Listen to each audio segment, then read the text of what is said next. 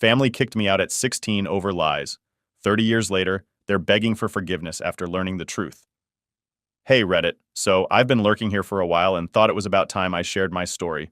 It's been a pretty wild 30 years, and I wanted to give you all the details, so bear with me because this might get a bit long. Alright, so let's start from the beginning. I lost my mom to breast cancer when I was 12 years old. It was just me and my dad after that, and honestly, it was one of the hardest times of my life. But we managed to stick together and get through it somehow. When I was 14, my dad met this amazing woman named Ashley. They hit it off, and before I knew it, they were getting married. Ashley came with 2 kids of her own, David, who was also 14, and Anna, who was 12. So suddenly, I went from being an only child to having a stepbrother and stepsister. At first, things seemed pretty good. I got along well with Ashley and Anna. They were kind and made me feel welcome. But David? Not so much. From the get-go, David and I just couldn't see eye to eye. We were always arguing and fighting about something. My dad would constantly tell me to cut David some slack because he'd been the man of his house for a while. But it felt like no one understood that this was new for me too. When I was 15, I met this girl at school named Emma. We started dating as much as you can date when you're 15, you know? We'd hang out, go to the movies, that sort of thing. But here's the kicker. David had a huge crush on Emma and was super mad that I asked her out before he could. One day he even started a fight over it, and my dad had to step in to break it up. Somehow, though, I ended up being the bad guy in the whole thing. Then things got way worse after my 16th birthday. One day, my stepmom was putting away my laundry and started yelling out of nowhere.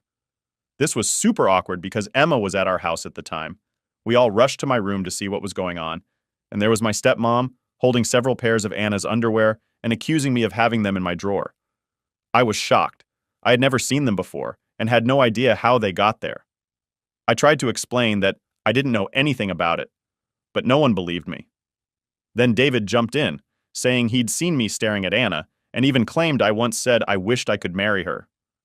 It was all lies, but it was enough to turn everyone against me.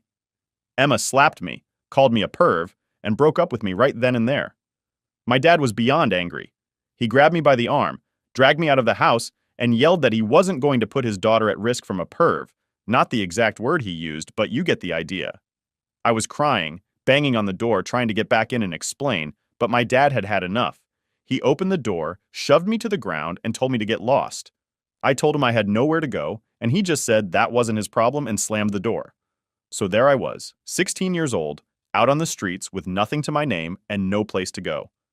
I tried calling my grandparents on my dad's side, but he had already talked to them, and they told me they wouldn't help a perv. My mom's parents had passed away before I was born, so I had no one else to turn to. I wandered around for a bit, trying to figure out what to do. I ended up sleeping in parks, behind buildings, and anywhere else I could find some shelter. It was a really rough time. I didn't have any money or food, and I was constantly scared of what might happen to me. Eventually, I found a local shelter that took me in. They helped me get back on my feet a little bit, giving me a place to sleep and some food. I started doing odd jobs here and there to make a little money. It was tough, but I managed to survive. Years went by, and I slowly started to rebuild my life. I finished high school, got a job, and eventually found a small apartment to live in. It wasn't much, but it was mine, and I was proud of how far I'd come. Even now, thinking back on those times is really hard. The betrayal from my own family, the loneliness, and the struggle to survive, it all left a deep David on me. But I also learned a lot about myself and how strong I could be. So that's my story. It's been a long and difficult journey, while I lived on the streets for 2 years, doing what I had to in order to survive. No kid should have had to do what I had to do in order to just live.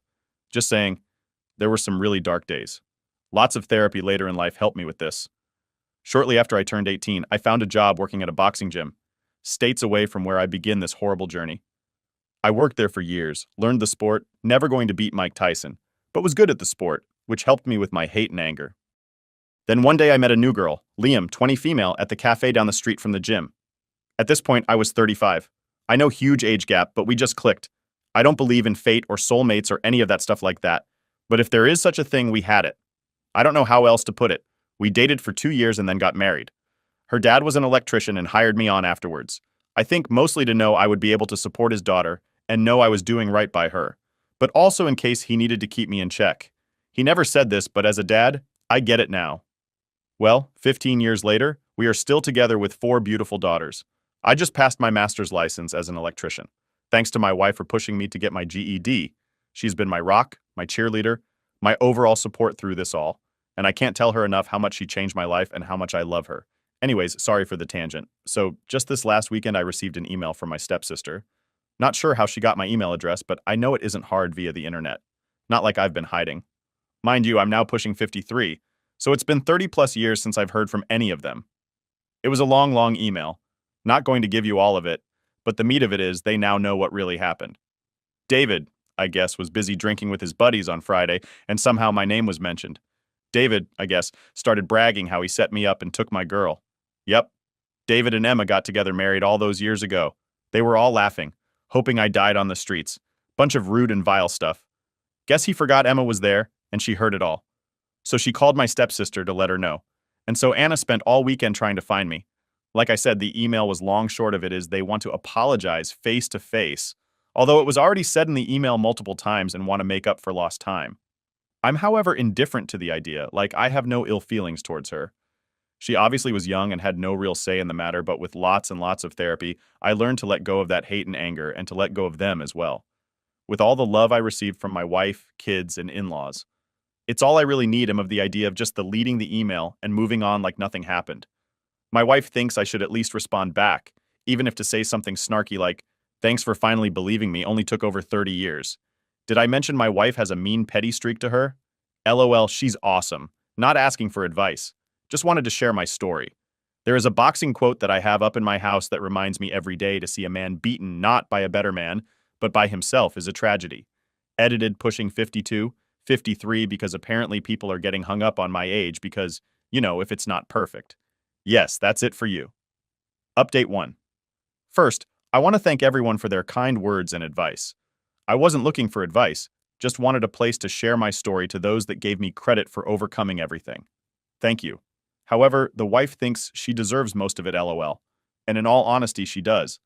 To those that think this is fake, it's Reddit. I get it. It is what it is. Most things have to be taken with a grain of salt. I shared my story. I can't make you believe me, but that's okay.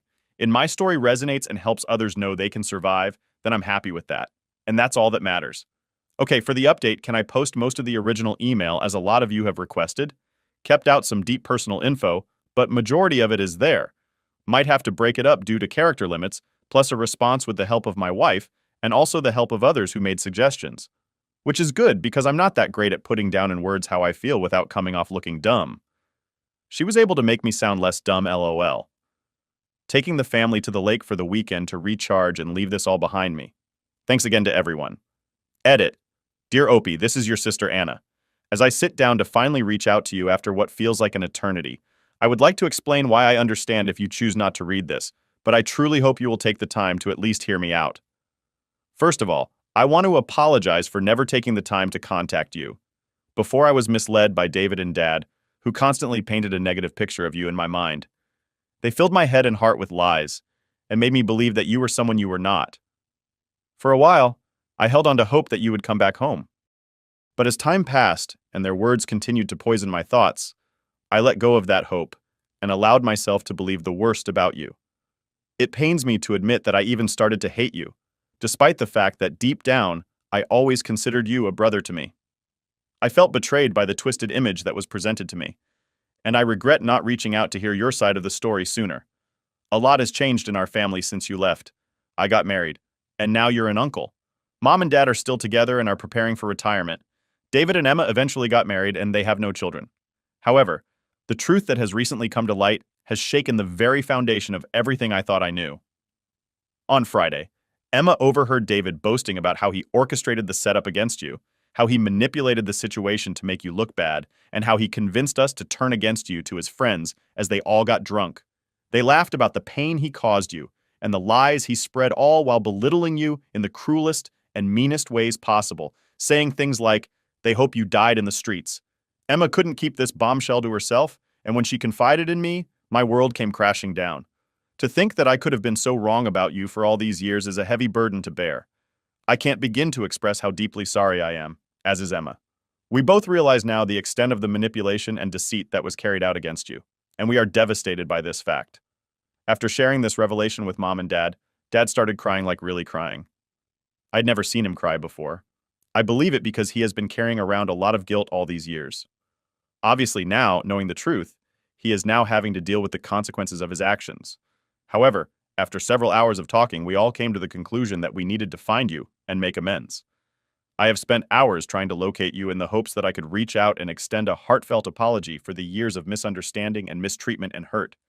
I know that words can never undo the damage that has been done to you, but I sincerely hope that you can find it in your heart to forgive us. We long to make amends, to start anew, and to maybe even make up for lost time.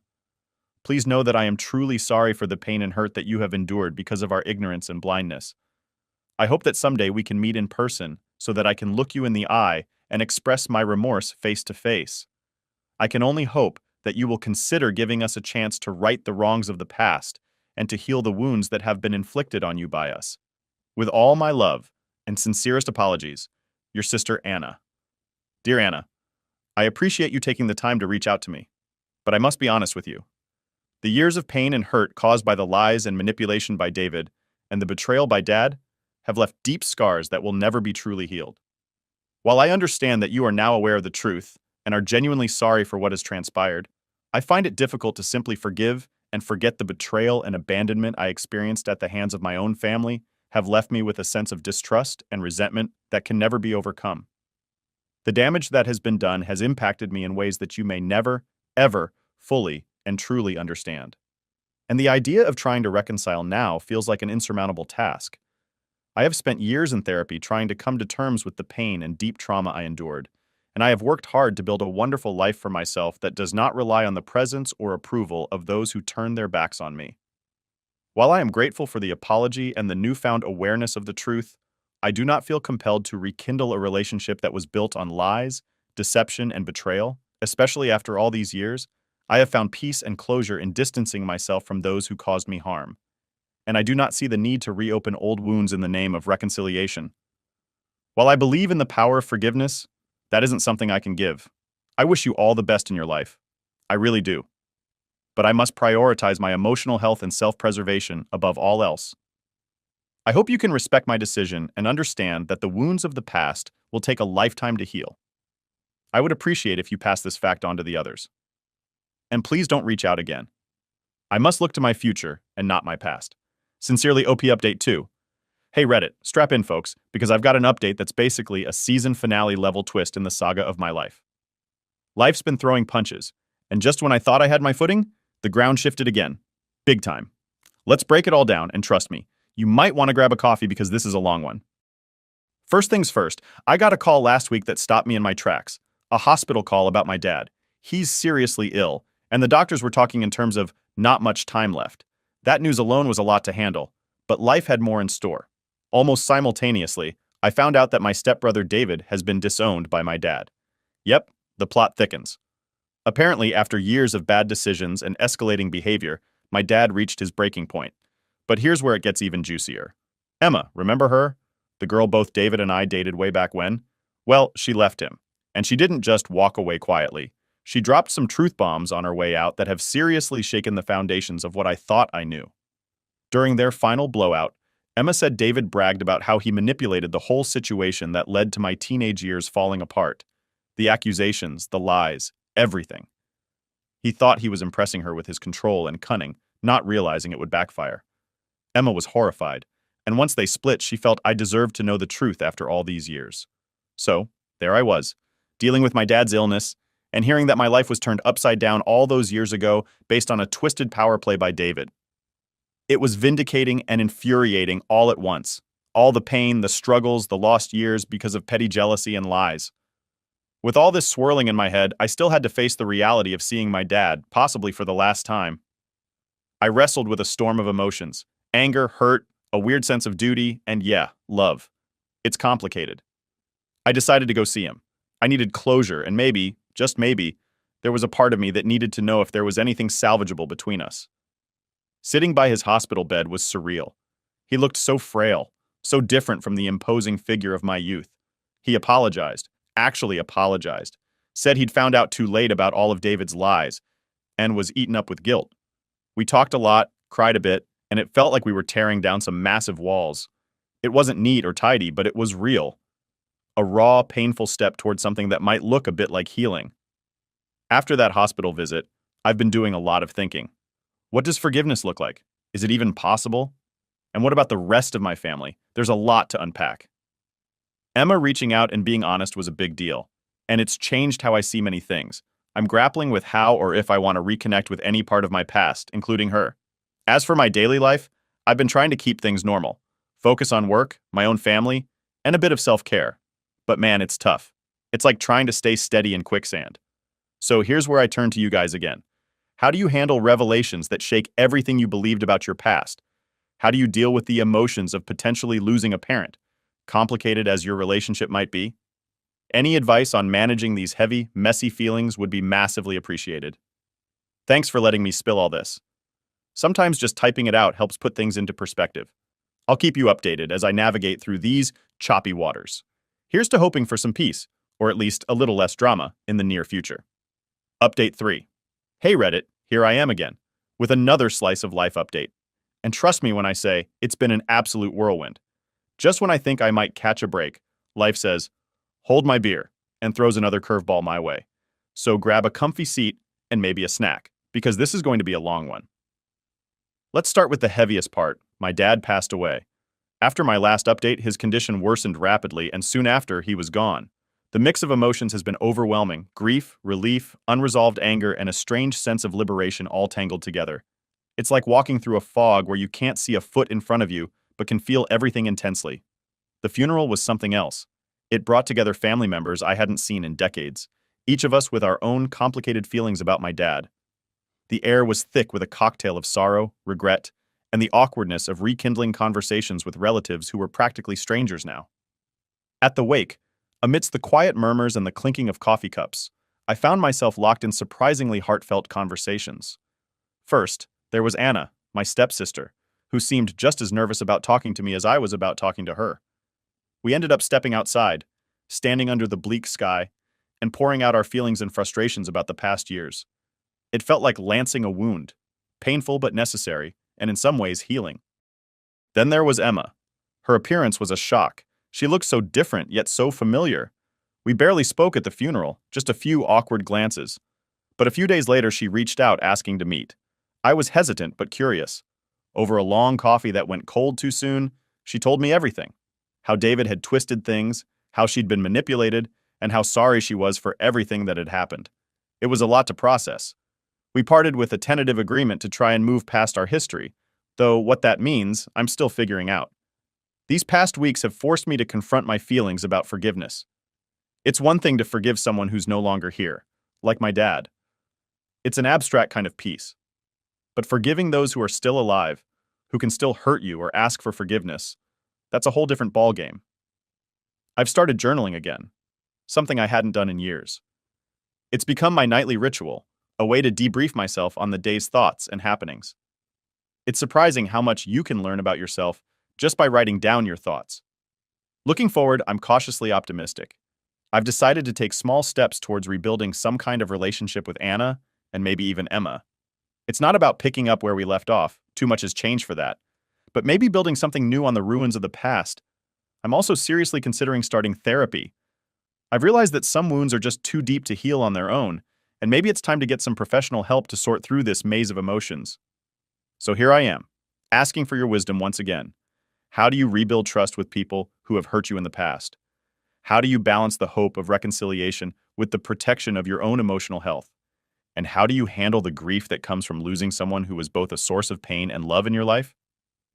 Thank you all for sticking with me through this journey. Your words of encouragement, advice, and sometimes just the comfort of knowing someone out there is listening have been more helpful than I can express. I'll keep updating as I navigate through these uncharted waters. Here's to hoping for calmer seas ahead. Update 4. Hey Reddit, I'm back with yet another deep dive into the ongoing saga of my life. This journey has been filled with ups and downs, and your support has been instrumental in helping me navigate through.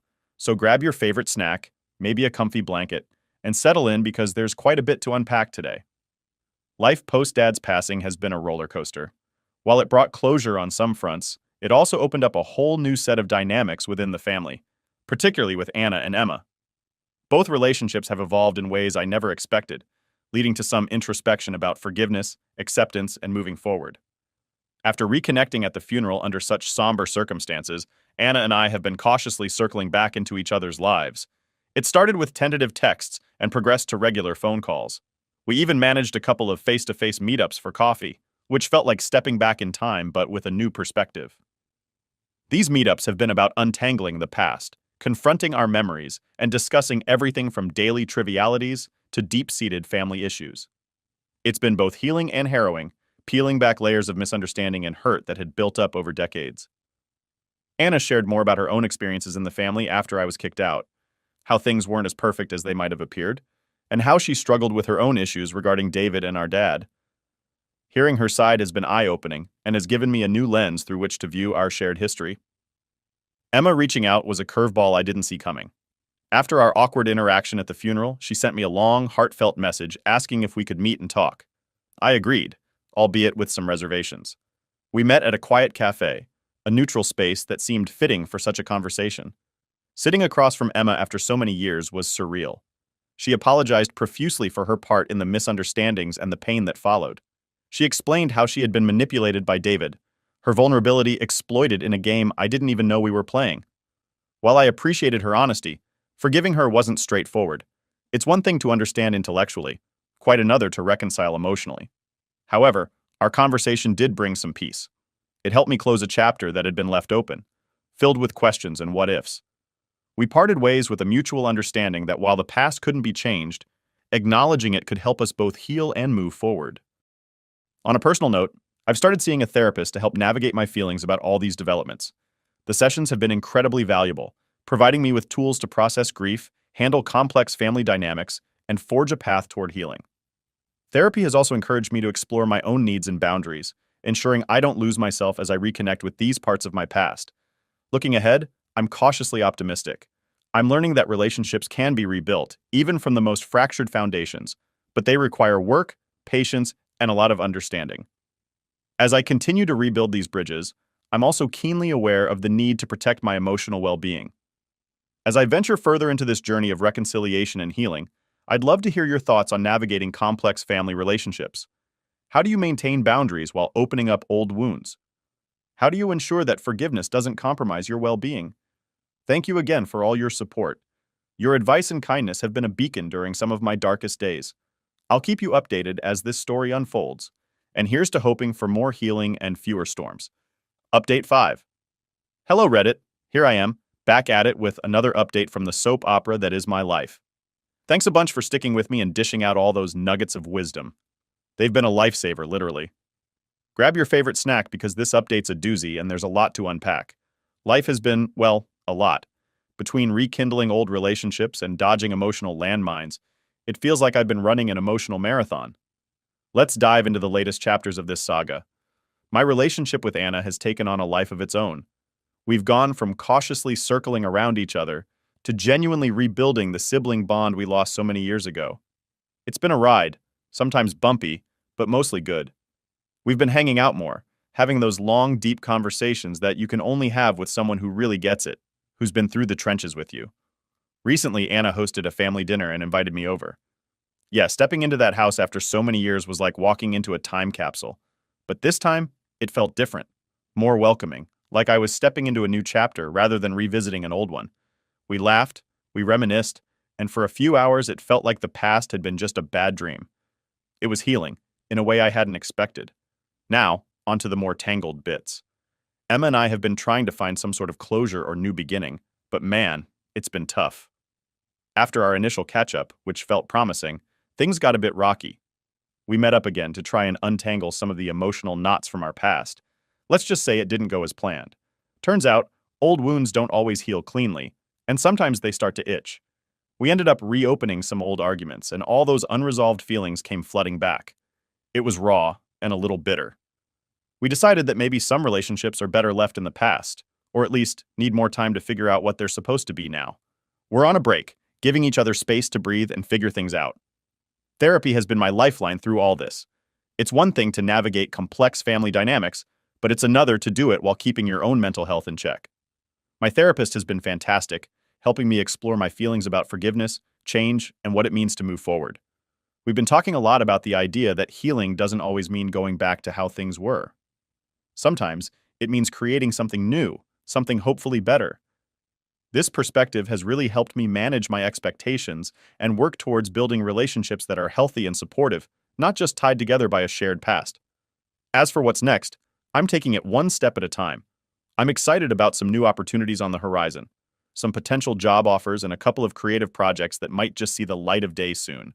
I'm also focusing on enjoying the now, spending time with people who uplift me, diving back into hobbies I love, and maybe, just maybe, starting to date again. I'd love to hear from you guys. How do you handle when old relationships don't pan out the way you hoped? How do you keep moving forward when the past keeps pulling you back? Any tips on managing the delicate balance of hope and realism would be super appreciated. Thanks again for all the love and support. It really does help more than you know. I'll keep you updated as things evolve, and who knows, maybe the next update will have some good news. Here's to hoping for smoother sailing ahead. Cheers! Family kicked me out on my birthday. Now they're trying to claim my new home as a family asset. Hey, I'm Robin, and man, do I have a story for you. I'm 27, and life's been a bit of a mess lately. I work as a marketing assistant, which is not glamorous, but it pays the bills. Well, some of them. I live with my parents and my younger brother Tom in a not-so-great house. The place is cramped, falling apart, and always smells weird. But it's home, or at least it was. Let me start by saying I've been contributing a lot around here. I've been paying a big chunk of the bills, buying groceries, and even handling house repairs when something breaks down. You'd think I'd get a little appreciation for that, right? But nah. Every time I walk into the room, I hear my mom, Susan, talking down to me like I'm some failure. "Robin, when are you going to get a real job?" she'd say. It's like her favorite line. I mean, what does she even mean by real job? I bust my butt at work. Marketing isn't easy, but in her eyes, because I'm not a doctor or a lawyer, it doesn't count. Every time I try to defend myself, it's the same response. "If it was a real job, you'd have your own place by now." "Yeah, okay, Mom." And then there's Tom, my 26-year-old brother. We've never really gotten along. He's got this smug attitude, always looking down on me like he's better than I am because he has more followers on social media or whatever. He barely lifts a finger around the house. Guess who picks up the slack?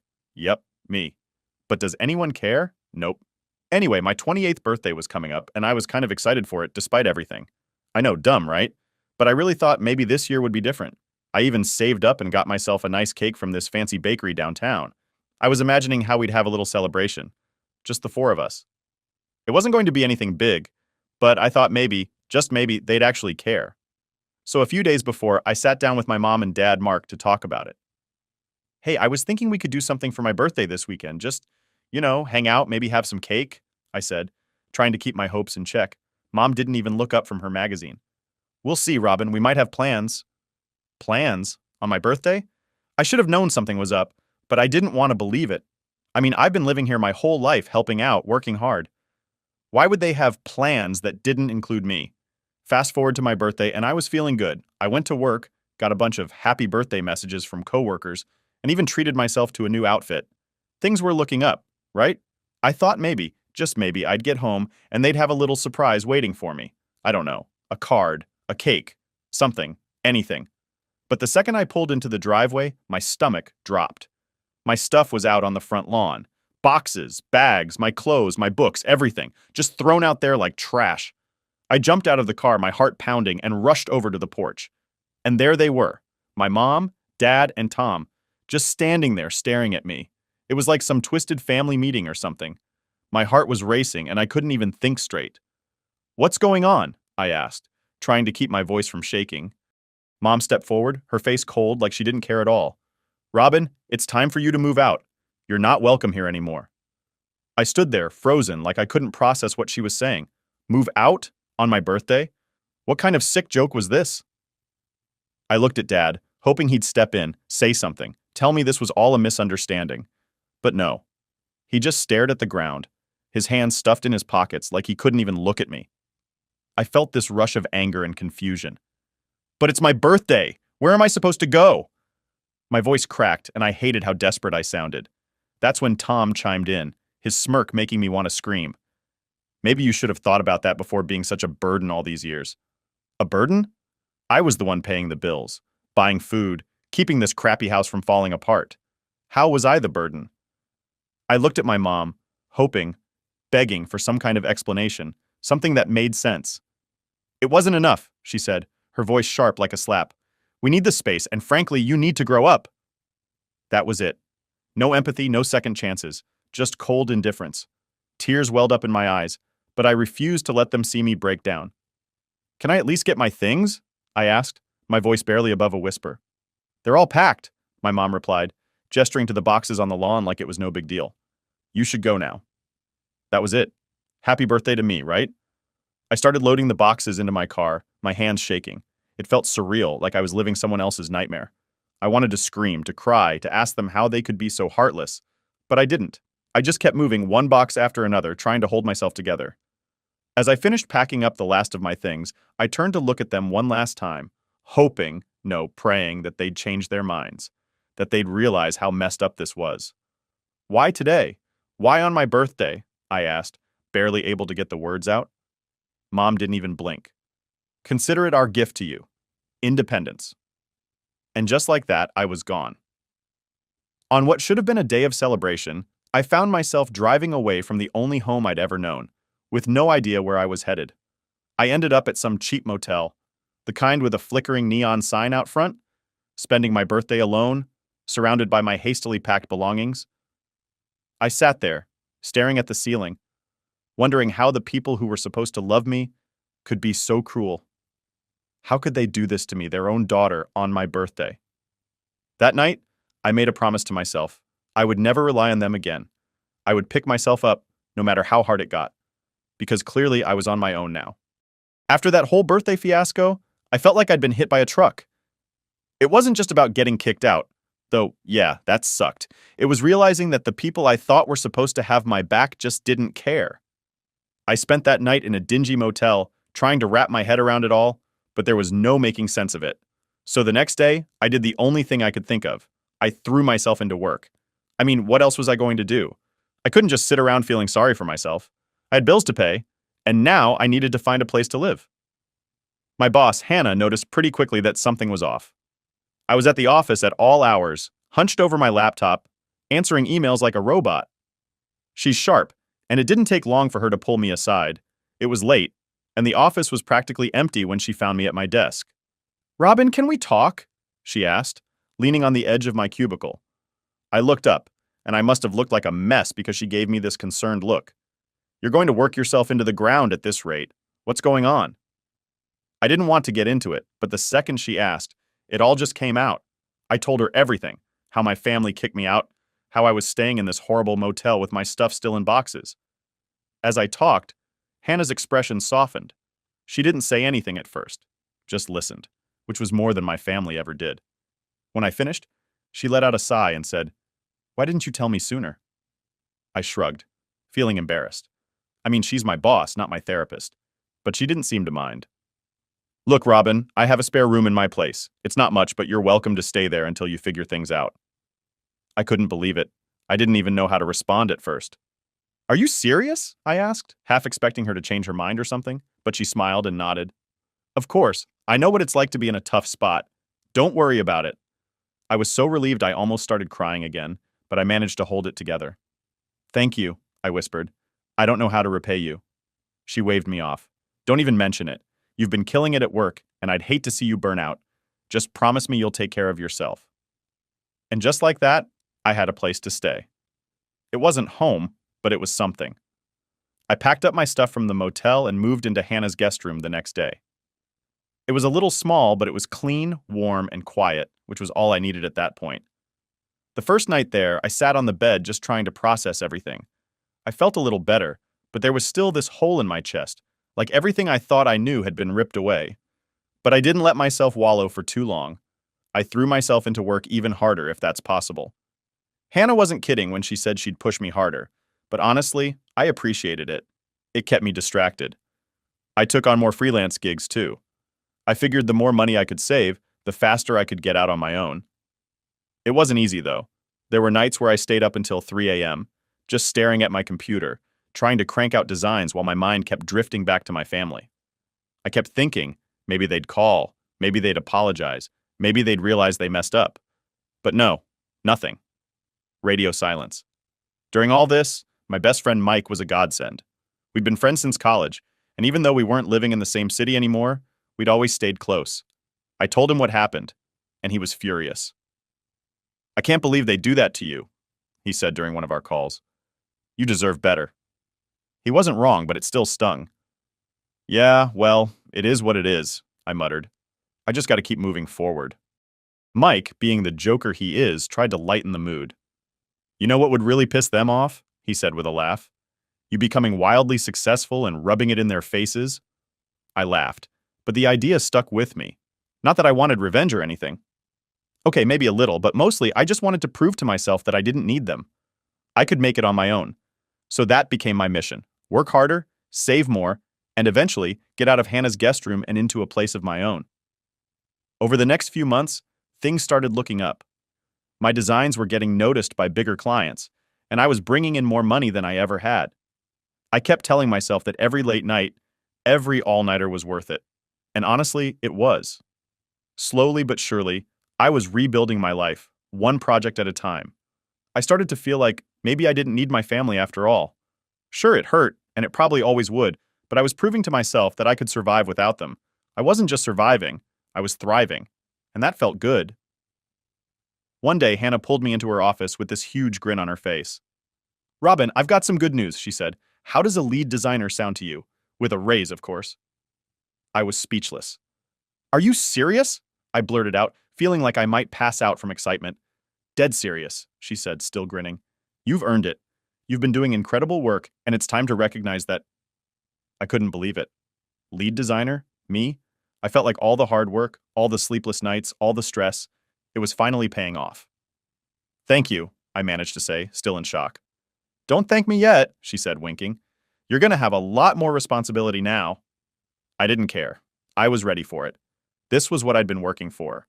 With the raise and all the freelance gigs I'd been stacking up, I was finally in a place where I could start thinking about my next move. Literally.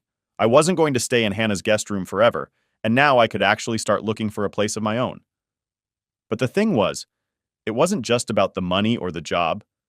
It was about finally feeling like I was in control of my life again. For so long, I'd felt stuck.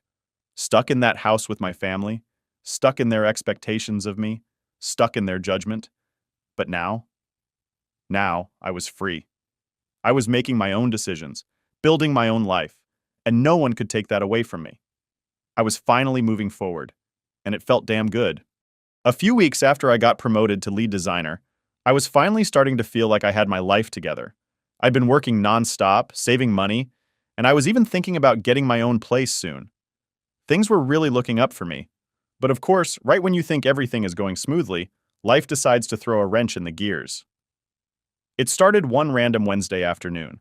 I was in the middle of working on this big project when my phone buzzed. I didn't think much of it, just figured it was an email or something. But when I glanced at the screen, I saw the name I least expected. Tom. My brother. The last person I wanted to hear from. For a second, I just stared at the phone. Part of me didn't want to answer it. I hadn't heard from Tom or my parents since they kicked me out on my birthday, and honestly, I didn't miss them. But curiosity got the better of me, and I picked up. "Hey," I said, trying to keep my voice neutral. "Robin, it's me," Tom replied, his voice quieter than usual. It wasn't his usual cocky tone, which threw me off. "I know it's you," I said, a little annoyed. "What do you want?" There was this long pause on the other end, and for a moment I thought he'd hung up. But then he spoke again, and I could hear the hesitation in his voice. I need help." I raised an eyebrow, not believing what I was hearing. Tom? Needing help from me? The same brother who stood there and watched while my stuff was thrown out onto the front lawn? "Yeah, right. I don't know what to tell you," I replied, already feeling the anger bubbling up inside me. "You made it pretty clear I'm not part of the family anymore." He let out a sigh. "Look, I know things have been rough, but this isn't about that. It's about Dad. He lost his job, and Mom's spending is out of control. I can't afford school anymore." There it was, the real reason for the call. It wasn't about me or making amends or even caring about what happened. It was about money. It was always about money. I bit my lip, fighting back the wave of emotions that hit me. Part of me wanted to tell him off, to remind him how they treated me, to hang up and never look back. But another part of me, a small stupid part, still felt that pull of obligation. They were my family after all. Or at least, they used to be. So let me get this straight, I said, my voice sharper than I intended. You're calling me now, after months of silence, because you need money? It's not just about the money, Tom said quickly. We're in a bad spot, Robin. You know how Mom is? She's been spending like crazy, and Dad? Well, he's not exactly doing great without a job.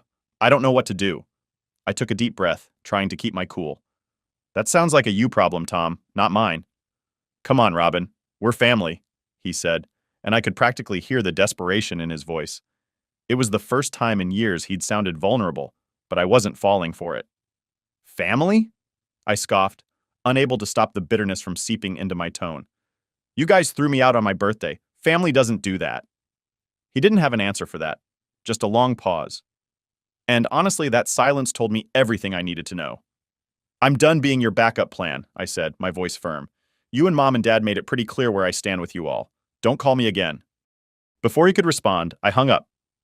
My hand was shaking slightly as I set the phone down on my desk. I felt this strange mix of anger, sadness, and relief. It felt good to stand up for myself, to finally put my foot down and say no. But at the same time, it sucked that it had come to this.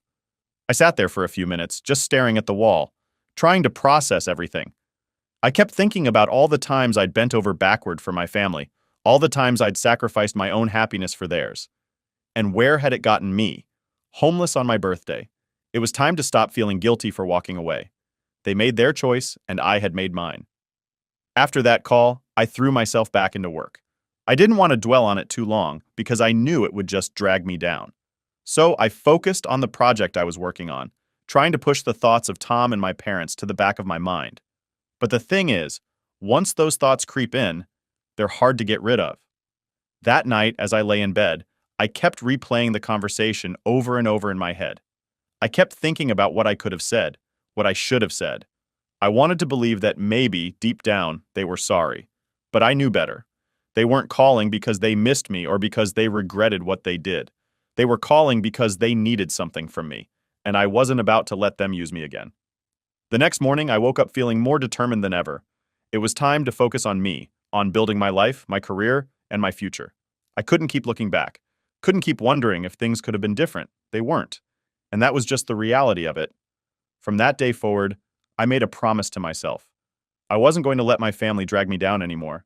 I'd been through enough, and I was finally in a place where I was starting to build something good for myself. I wasn't about to let them ruin that.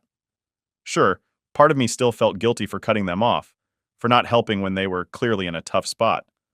But then I reminded myself, where were they when I was struggling? Where were they when I needed help? Yeah, I didn't owe them anything.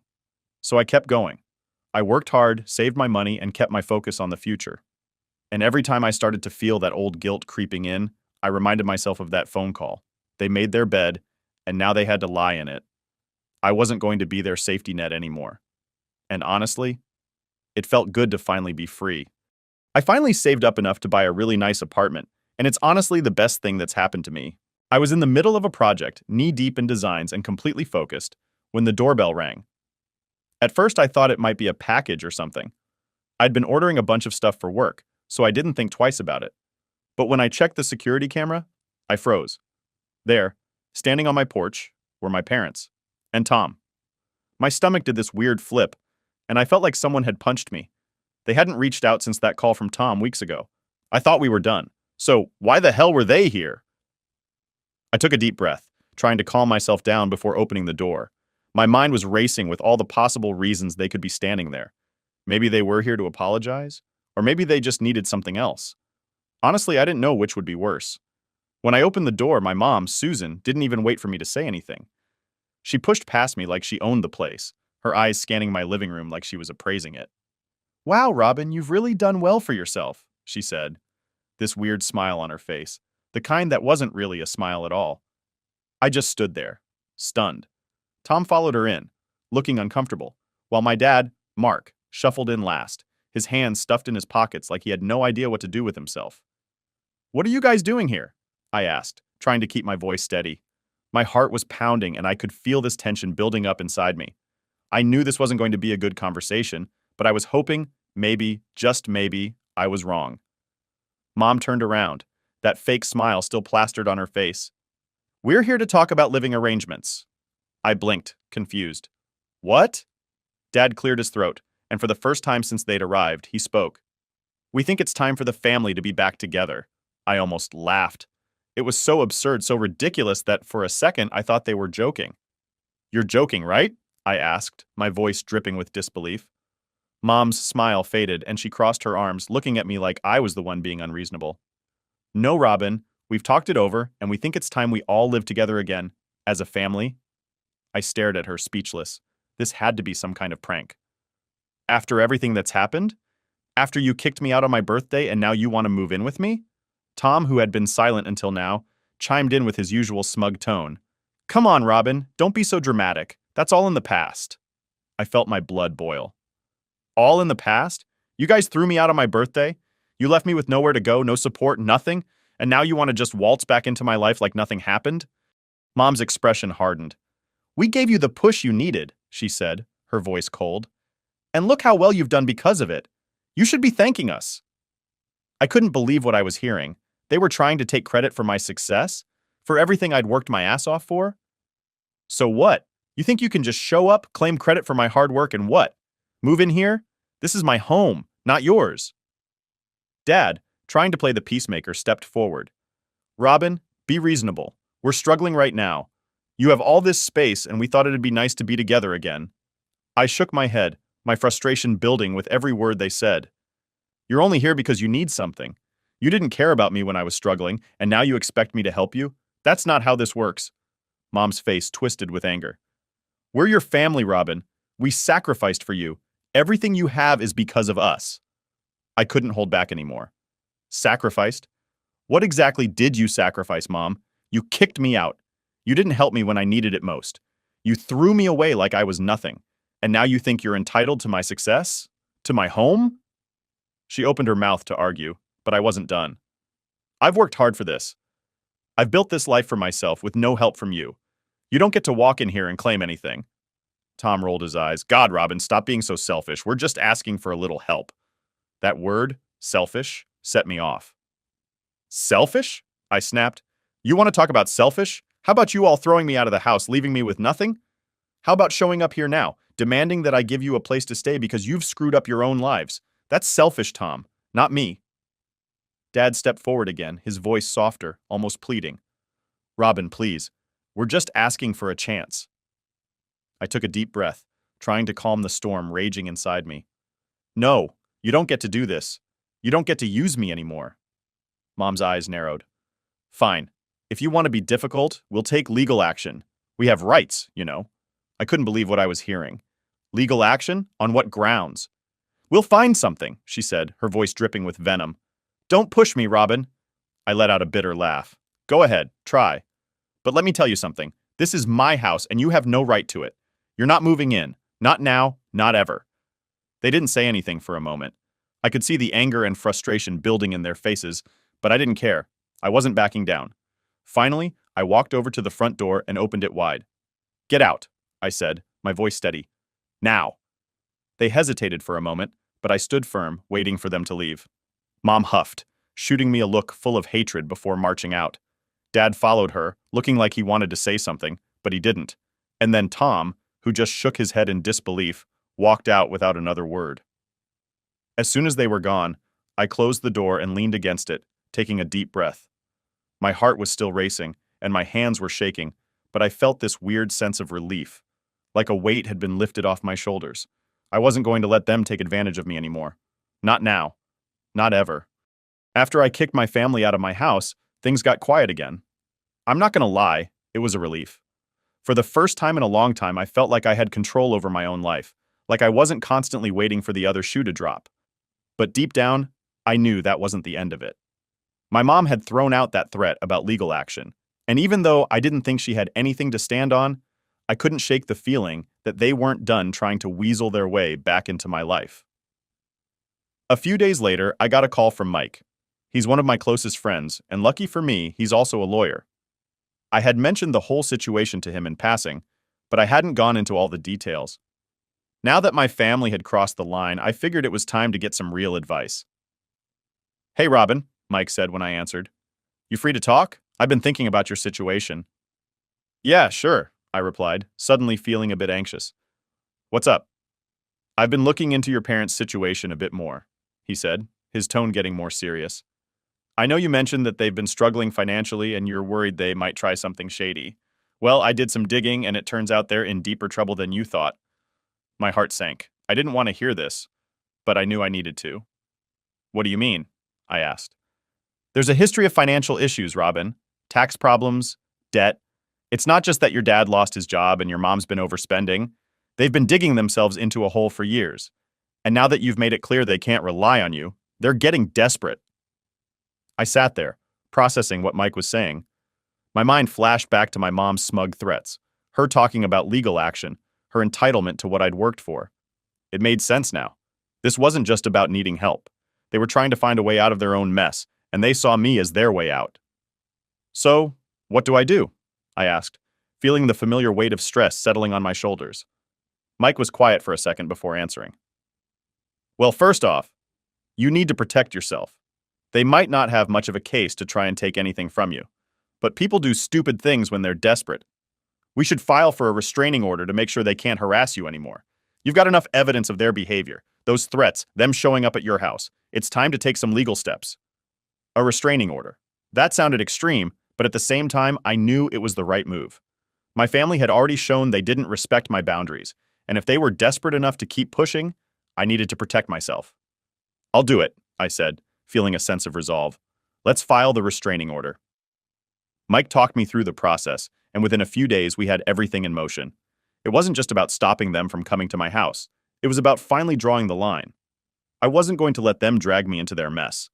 I had worked too hard to get to where I was, and I wasn't about to let their issues derail my progress. As all of this was happening, I noticed something strange. I started getting weird messages from mutual acquaintances, people who knew my family but hadn't been in touch for a while. They were vague at first, but then it became clear. My parents were spreading lies about me. Apparently, I had abandoned them when they needed me most. I was selfish and ungrateful for not helping out after everything they'd done for me. It was laughable, really. The same people who kicked me out on my birthday were now trying to play the victim card. I couldn't believe it. But at the same time, it pissed me off. I had worked so hard to rebuild my life, and now they were trying to tear it down by turning people against me. I called Mike again, letting him know about the rumors. What should I do? I asked, frustration clear in my voice. Honestly, don't engage with it, he said. These people don't know the full story, and your parents are banking on the fact that you'll get defensive and try to explain yourself. Don't give them that satisfaction. We'll handle this in court if it gets that far, and trust me, you've got nothing to worry about. It wasn't easy taking Mike's advice. My first instinct was to blast the truth to anyone who would listen, to tell them how my family had treated me and why I had every right to cut them off. But the more I thought about it, the more I realized Mike was right. I didn't owe anyone an explanation. I knew the truth, and that was enough. Weeks passed, and the legal proceedings moved forward. Mike was a beast in the courtroom, and when the restraining order was finalized, I felt this huge weight lift off my shoulders. My family couldn't come near me, and if they tried to pull any more stunts, they'd be in serious legal trouble. But that wasn't the end of their problems. Remember those financial issues Mike had mentioned? Well, it turns out they were worse than we thought. After some more digging, Mike found out that my parents had been dodging taxes for years. They'd been hiding money, falsifying documents, and now the IRS was on their tail. It was almost poetic, watching the mess they had made for themselves unravel right in front of them. As much as I wanted to feel bad for them, I couldn't. They had brought this on themselves. They had made their choices, and now they had to deal with the consequences. I wasn't going to be their savior anymore. One day after everything had settled down, I sat in my living room, staring out the window and thinking about everything that had happened. It was strange feeling this sense of closure. I had spent so long feeling trapped by my family's expectations, by their manipulation and guilt trips, and now, for the first time, I felt free. Mike called later that night to check in. "How are you holding up?" he asked. "I'm good," I said, and for the first time I actually meant it. "It's been a crazy ride, but I'm good." "You did the right thing, Robin," Mike said. "They made their choices, and you made yours. Don't let them make you feel guilty for protecting yourself." I smiled to myself. He was right. I had stood up for myself, and I wasn't going to feel guilty for it. For too long, I had let my family control how I felt, how I acted, and now I was finally in control of my own life, and that felt damn good.